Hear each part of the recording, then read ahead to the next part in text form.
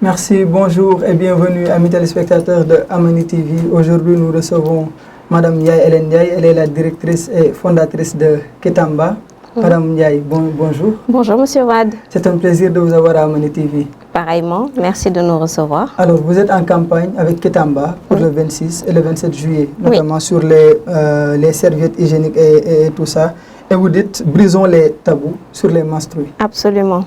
Monsieur Wade, Kitamba travaille pour sensibiliser les communautés, les acteurs, les décideurs à donc, une meilleure prise en charge des problèmes de menstrues que nous vivons, pas seulement au Sénégal, mais partout en Afrique. Donc, nous voulons lancer cette campagne pour sensibiliser les communautés. Donc, nous allons à la base. Nous travaillons depuis 2019 avec des organisations de la société civile, des décideurs, des structures du secteur privé pour que on puisse mettre à la disposition des jeunes filles et des femmes qui n'ont pas de revenus ou assez de revenus une alternative. Cette alternative, ce sont des serviettes hygiéniques réutilisables qu'elles pourraient utiliser pendant leur menstrue pour pouvoir vaquer à leur occupation, aller à l'école sans interruption et également pour les femmes qui évoluent dans le secteur informel, qu'elles puissent vendre leurs produits dans les marchés sans problème. Et vous avez créé Kitamba à partir d'un article que vous avez lu qui parlait justement d'un homme qui a créé des serviettes hygiéniques pour ses filles, ses femmes. Effectivement. Donc Kitamba signifie étoffe en swahili. Je suis tombée sur étoffe, l'étoffe qui symbolise la féminité, la femme africaine, l'étoffe également que les femmes utilisent quand elles n'ont pas de moyens de protection. Par exemple, les serviettes hygiéniques jetables, quand elles n'en ont pas, elles utilisent un linge qui n'est pas approprié pour se protéger. Donc j'ai pensé que ce qui symbolisait notre féminité, de l'esprit panafricain, parce que le swahili est la langue africaine la plus parlée sur le continent, ce serait bien de pouvoir magnifier cela et d'utiliser ce terme pour nous représenter. Et en créant Kitamba, vous avez opté pour en faire une entreprise sociale. Pourquoi ce choix? Exactement. Alors moi, je viens du secteur du développement. Tout ce que j'ai appris, c'est dans le cadre du développement que je l'ai appris. Donc, en ayant participé donc, aux interventions que les organisations de la société civile menaient pour soit pousser des politiques ou faire de la recherche pour générer des connaissances, je me suis dit qu'il était temps de mettre en place des structures hybrides.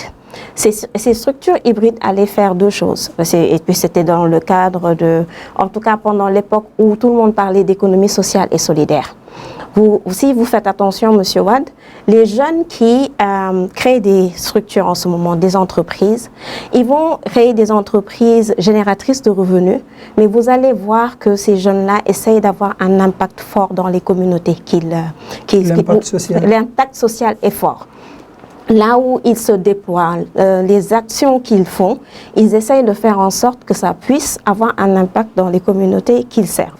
La deuxième chose aussi, c'est le problème de l'employabilité des jeunes qui est criard, que nous tous, dont nous avons conscience et que tous les pouvoirs politiques, les décideurs essayent de prendre en charge. Donc je me suis dit, autant ne pas juste créer une association, mais on va créer une association parce que je reconnais le travail que les organisations, des agences de développement, des organisations de la société civile, les universitaires font pour justement impulser des réformes, changer et donc développer les pays. Mais néanmoins, ceci ne peut pas être fait sans l'apport du secteur privé.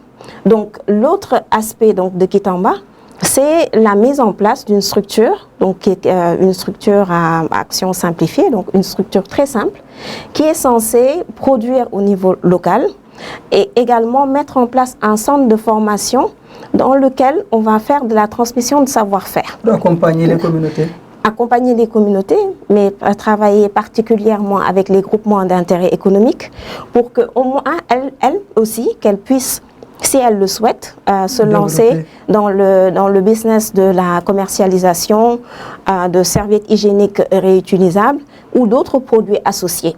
Alors, Madame Ndiaye, dans les services que vous offrez, vous proposez des serviettes hygiéniques, mais également des culottes menstruelles. Exactement. On a un nouveau produit, on est tout fiers de l'annoncer. Nous lançons la culotte menstruelle qui vient se rajouter à notre package, au service que nous offrons. Nous dispensons des cours de formation à la santé et à l'hygiène menstruelle, à la gestion de l'hygiène menstruelle. Nous également travaillons avec par exemple, on travaille avec une structure qui s'occupe des femmes qui sont porteuses de la fistule obstétricale. Donc, ce que nous faisons, c'est que nous leur proposons des couches réutilisables, lavables, pour ces femmes qui souffrent de cette maladie et qui ne pourront pas être réparées. Donc, nous les accompagnons en mettant en place, en leur proposant des alternatives pour qu'elles puissent se protéger en toute dignité et dans le confort. Quand vous proposez des produits réutilisables et bio, à côté, il y a aussi des serviettes, on le sait, jetables, sur le plan sanitaire, mais également de la concurrence. Quels sont vos arguments qui vous ont poussé peut-être à opter pour ce choix? Plusieurs arguments. Hein. Et encore une fois, les serviettes hygiéniques jetables sont des produits qui sont importés. Les serviettes hygiéniques jetables ne sont pas biodégradables.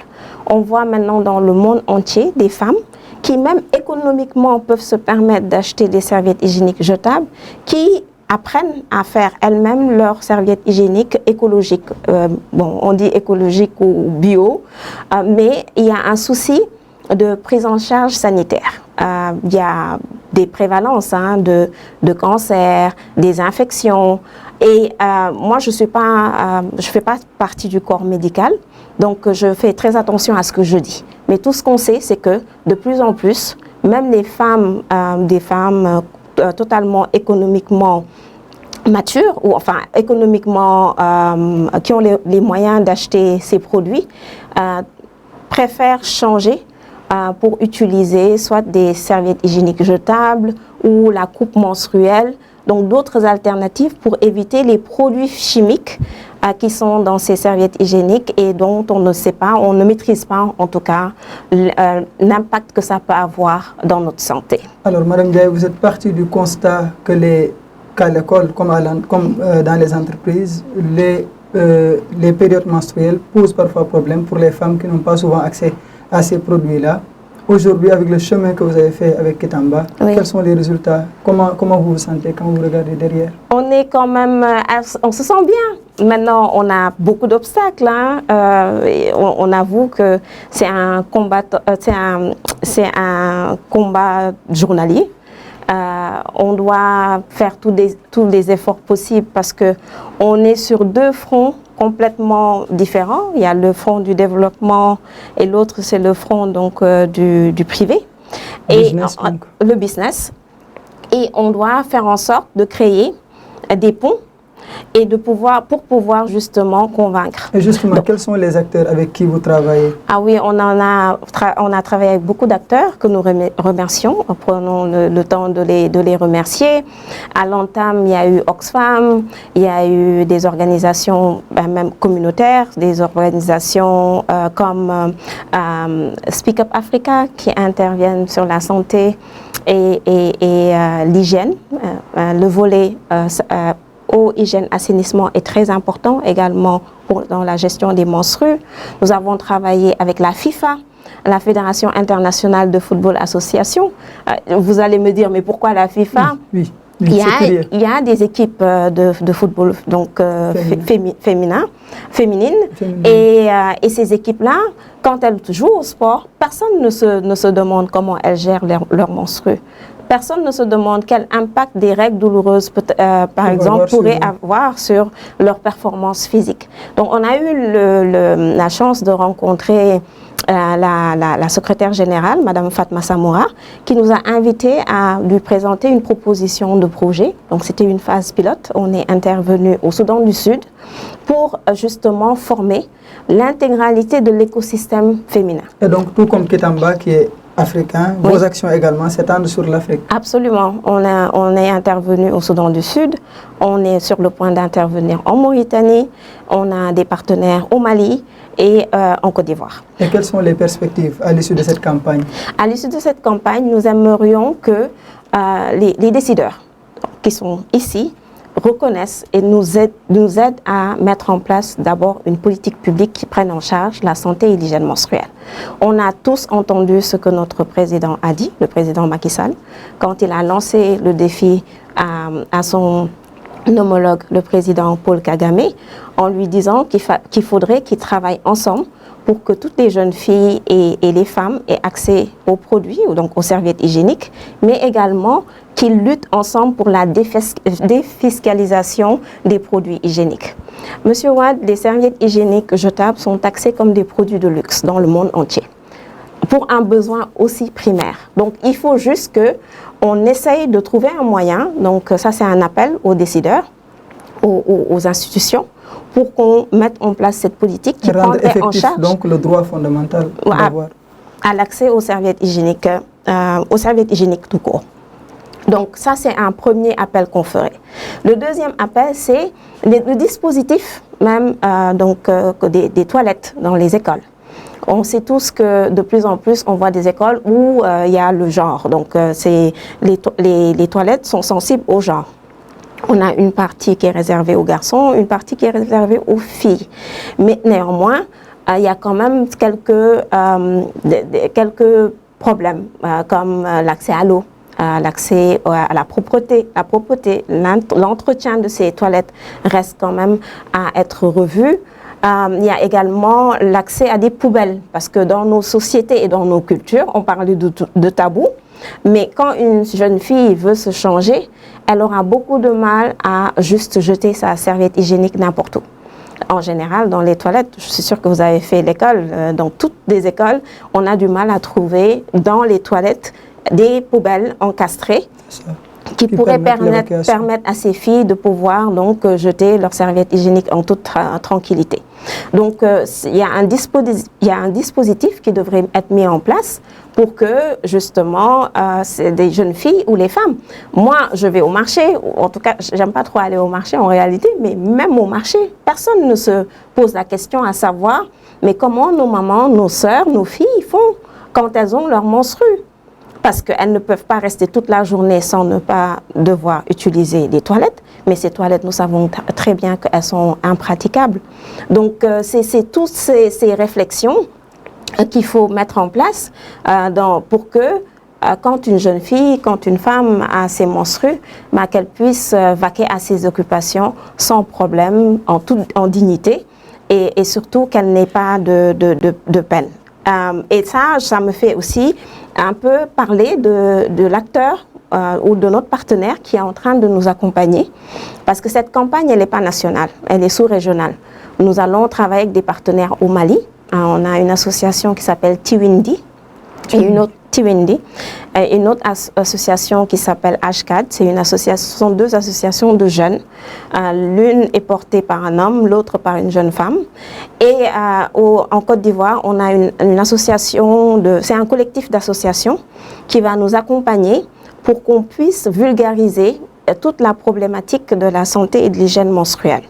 Vous savez, en général, moi en tout cas quand j'étais jeune, on entendait beaucoup des femmes dire, ou nos mamans nous dire, si vous avez des règles douloureuses, c'est pas grave, ça va passer, c'est temporaire. Une fois que vous serez mariés, vous n'aurez plus de douleur. Là, on sait, maintenant, scientifiquement, on sait que ce n'est pas exactement la réalité. Et il y a des jeunes filles qui ratent des examens, qui ratent leurs cours parce qu'il n'y a pas une prise en charge sanitaire. Donc notre partenaire qui est un laboratoire qui s'appelle Strides, c'est un laboratoire indien qui est basé ici au Sénégal mais dans de nombreux pays africains. Ils produisent des médicaments génériques qui permettent donc aux jeunes filles ou à la personne qui souffre de règles douloureuses de pouvoir se soulager. Donc ça c'est la prise en charge des règles douloureuses. Mais quand on parle de règles abondantes, on parle également d'anémie. Parce qu'on saigne tellement qu'il faut qu'on suive des cures exactement, qui puissent résorber ces manquements. Et ils ont donc dans leur gamme de produits Women Healthcare, ils ont une gamme de produits qui permet aux jeunes filles et aux femmes de se soulager. Et même à l'âge adulte, hein, parce qu'on sait que plus on prend de l'âge, plus on a soit on continue à avoir des maux de ventre ou on saigne énormément. Donc, c'est ce laboratoire Strides qui nous a permis donc de pouvoir commencer une série d'activités. Il faut savoir que cette campagne, c'est pas seulement une seule fois qu'on va la faire, donc c'est une série de campagnes qu'on va organiser sur le terrain, mais également on va faire des webinaires. On va organiser en ligne des webinaires pour faire venir le maximum de personnes. C'est donc la sensibilisation. Exactement. Nous allons également sensibiliser au niveau des réseaux sociaux. Alors, en plus de Strides, il y a d'autres associations. J'en ai déjà évoqué 3, mais même au Sénégal, on a une association de jeunes qui s'appelle Cap for Change, qui nous appuie dans la campagne de sensibilisation et d'autres acteurs comme le consortium Jeunesse Sénégal, Polaris Association, parce que quand on fait quelque chose, il faut vraiment impliquer tous les acteurs possibles. C'est ça, et donc vous ciblez, pour finir, ces jeunes filles-là qui sont en âge de procréer. Oui. Pourquoi? D'où est-ce que vous basez? Jeunes filles et femmes. Jeunes filles et femmes. Oui, parce que la thématique sur laquelle nous travaillons, c'est sur la santé et l'hygiène menstruelle. Donc nous ciblons tout individu qui est en âge de procréer pour qu'au moins pour qu'elle puisse savoir quels sont les outils, les produits et surtout l'information qu'elle devrait avoir pour avoir une bonne gestion de l'hygiène menstruelle. Et par rapport au prix sur les services que vous offrez, sont-ils compétitifs par rapport à... C'est une approche qui est quand même...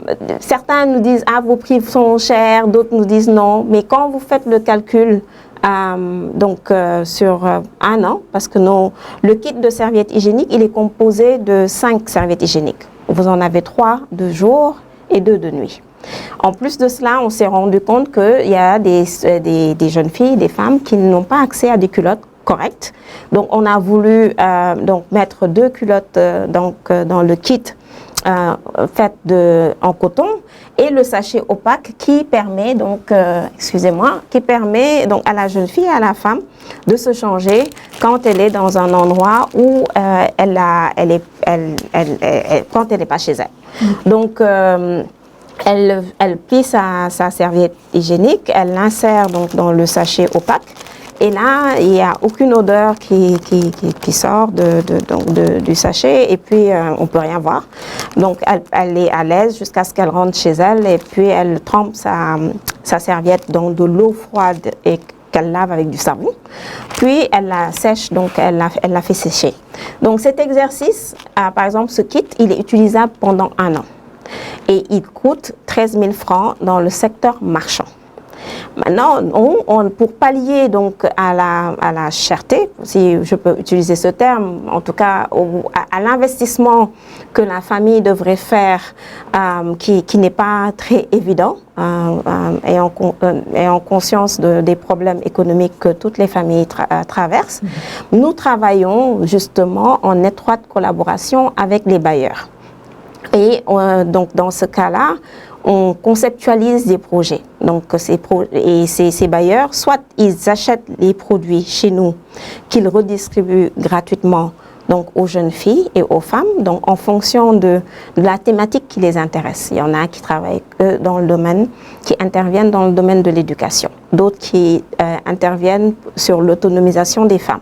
Donc en fonction donc du bailleur avec qui on interagit, on lui fait des propositions donc de concept. On réfléchit à un projet qui pourrait faire plusieurs choses. Donc, c'est de former ces jeunes filles et ces femmes à la gestion de l'hygiène menstruelle, qui n'est pas évident. Les gens pensent que c'est tout à fait naturel de comprendre, parce qu'on est en âge de menstru, de comprendre ce qui se passe dans son corps, les aspects biologiques, les risques d'infection et tout ça. Donc il faut qu'on explique, il faut de la sensibiliser, informer. Exactement. Et on a également les produits qu'on met à leur disposition. En même temps. En même temps. Donc, il y a des acteurs, par exemple, la francophonie nous avait soutenus, mais ils avaient subventionné les kits. Ils ont préféré ne pas aller à la gratuité. Ils ont dit, on subventionne, et puis la différence, elle est prise en charge par les GIE. Ça, c'était dans le cadre d'un projet qu'on a mis en place. C'est la mise en place donc, de relais communautaires. Et vous pensez qu'avec ces approches-là, vous parvenez à toucher une bonne partie de la population? On a touché une bonne partie de la population. On est intervenu d'abord à Sandiara, parce que notre usine de production, elle est basée dans la zone économique spéciale. Comment ça se passe déjà, la production dans l'usine? On n'a pas encore commencé. L'usine est en cours de construction. Nous pensons pouvoir démarrer nos activités d'ici la fin de l'année. Donc ça se fait comment exactement? Avec des collaborations Alors, on avait commencé par une phase test. Donc, on a eu des bailleurs qui nous ont soutenus et on a fait des opérations avec la mairie de Sandiara et le lycée de Sandiara. Donc, on avait distribué gratuitement. Nos partenaires sont indiens, ils ne sont pas sénégalais. Donc, on a distribué des serviettes hygiéniques gratuitement aux filles. On les a formées à la gestion de l'hygiène menstruelle. On leur a offert des dotés en produits hygiéniques pour qu'elles prennent en charge le nettoyage de leur toilette. Et puis après, on a mis en place un relais communautaire. Ça, c'est le travail qu'on fait avec les GIE. Donc, vous savez, on travaille avec deux cibles différentes, la jeune fille et la femme. Donc, à Sandiara, on a mis en place un groupement d'intérêt économique qui est un relais communautaire qui est composé de plusieurs groupements d'intérêt économique qui non seulement ont reçu les kits, mais elles sensibilisent dans leur communauté aux risques liés à une mauvaise gestion de l'hygiène menstruelle. Elles sensibilisent en commercialisant ces kits-là. Et depuis 3 ans maintenant, on a mis en place ce partenariat. Le deuxième relais communautaire est un peu plus sophistiqué. Donc là, c'est Oxfam et la Bank of Africa, la BOA, en collaboration avec l'Université Gaston Berger, le laboratoire LASPAD. Nous avons mis en place un projet qui s'appelle Keparu Jigeni. Keparu Jigeni a pour ambition de mettre en place un kiosque dans lequel des produits hygiéniques, les femmes, elles commercialiseraient des produits hygiéniques. Donc, il y a les kits Kitamba, mais également, il y a tous les produits qui pourraient permettre donc à la femme d'entretenir sa maison correctement. En plus de cela, nous travaillons avec un autre partenaire pour qu'on intègre l'inclusion financière. Donc, ça permettrait donc à ces femmes-là non seulement d'avoir leur boutique, donc une boutique assez spéciale, hein, vous conviendrez avec moi, mais également elle pourrait se faire des transferts d'argent, d'autres opérations grâce à un logiciel que une structure qui s'appelle InTouch leur mettrait à leur disposition. Ça, c'est un volet. Donc, Keparu Jigeni est à Saint-Louis, dans la cité Vauvert. Et le groupement d'intérêt économique s'appelle Ande Sokhali Jigenu Vauvert. Alors, il y a un autre volet, c'est l'Université Gaston Berger elle-même. À Saint-Louis. À Saint-Louis. Vous avez, en 2019, vous aviez plus de 5000 jeunes femmes qui étaient en âge de procréer, donc qui étaient là-bas, résidentes donc, de la faculté, et qui ont besoin de protection hygiénique. C'est le cas dans toutes les universités.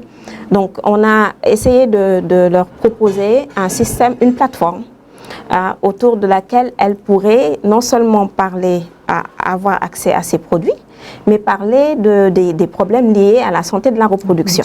Discuter, donc c'est une plateforme, c'est un gazebo qu'elles peuvent déplacer, inviter des acteurs pour qu'elles soient mieux informées, mieux éduquées sur tout ce qui tourne autour de la santé de la reproduction. Merci beaucoup, Mme Ndiaye. Nous sommes au terme. Quel est le message peut-être pour les femmes, les filles et les hommes, les acteurs, en tout cas, pour que les problèmes menstruels soient bien gérés? Le premier message qu'on lance, c'est brisons les tabous sur les menstrues. On ne veut plus qu'il y ait de tabous dans nos communautés qui sont liés aux menstruations. on veut arrêter ça.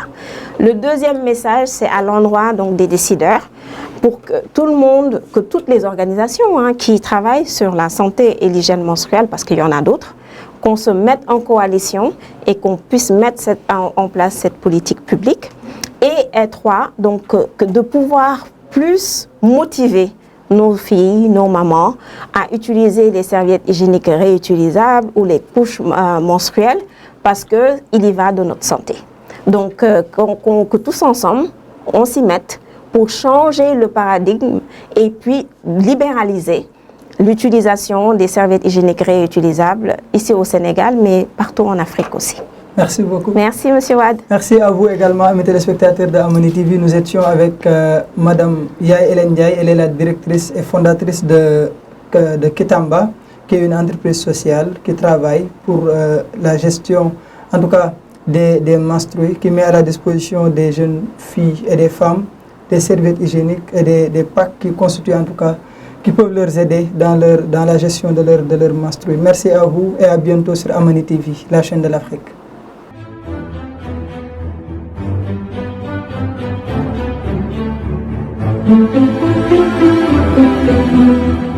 Thank you.